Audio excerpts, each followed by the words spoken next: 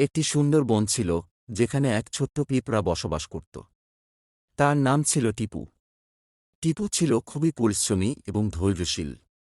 তার দলের অন্য পিঁপড়াদের সাথে মিলে টিপু প্রতিদিন খাবার সংগ্রহ করত। টিপুর অভিযানে একদিন টিপু শুনল যে বনের মধ্য দিয়ে একটি বিশাল গাছের ফল পড়েছে। সবাই বলল যে সেই ফলটি এত বড় যে সেটি বয়ে আনা প্রায় অসম্ভব। তবুও টিপু নিরাশ হয়নি। সে মনে মনে ঠিক করল যে সে অবশ্যই ওই ফলটি নিয়ে আসবে।